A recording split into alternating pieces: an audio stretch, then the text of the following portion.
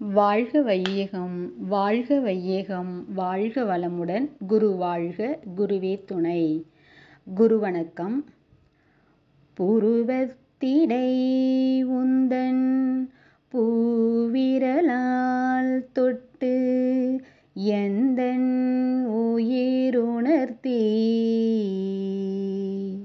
புன் செயல்கள் பதிவழித்து பூர்வ நிலை அறிவறிய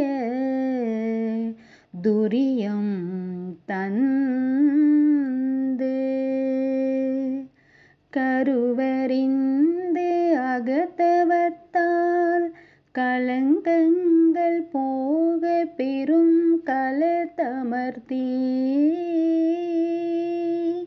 கருத்துடனே விளைவறிந்து ஐந்து புலனையாளும் கலை போதித்து உருவத்தில் உயிரை உயிர்க்குள் உள்ள மெய்ப்பொருளை அறிவாய் காட்டி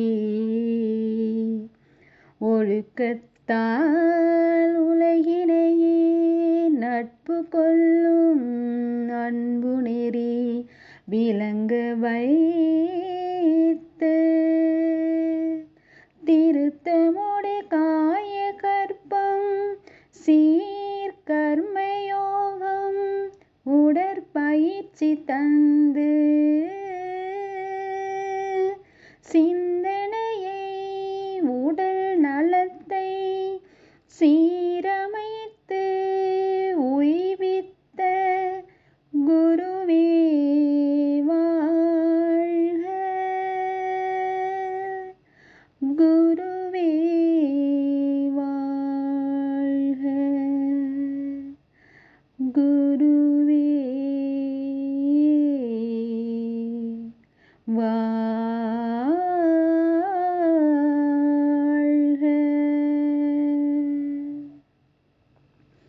வாழ்க வளமுடன்.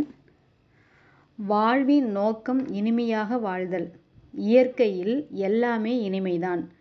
கோடான கோடி பிறவிகளில் ஏற்பட்ட ஆன்ம கலங்கங்களால் மனிதன் பிறவி பிணியில் துன்புறுகிறான்.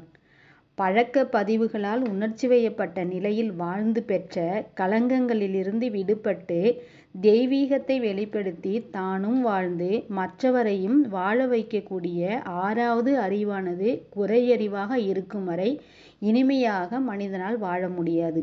அதிலிருந்து விடுபட குருமகானின் உயிர்கலப்பு உபதேசத்தின் மூலம் உதவுகிறது. மனம்தான் மனிதனா இருக்கிறது.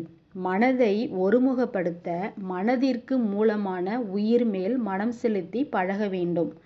மூலாதாரத்தில் தேங்கி கிடக்கும் உயிர் சக்தியின் ஒரு பகுதியை ஸ்பரிச தீட்சையின் மூலம் மேலெழுப்பி இரு புருவ மையமாகிய ஆகினை சக்கரத்தில் நிறுத்தி தியானிக்க செய்கிறார் நம் அருள் தந்தை அவர்கள்.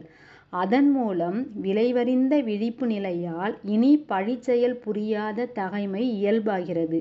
அதன் பின் மனிதனின் ஆதி நிலையை உணர்த்த அறிவை அறிய சச்சு தீட்சையின் மூலம் துரிய தவம் கொடுப்பதன் மூலம் மன அமைதி கிட்டி புறமனதை நடுமனம் வெற்றி கொள்வதால் ஏற்கனவே செய்த பழக்க பதிவுகளை அழித்து மன வலிமை பெற முடிகிறது.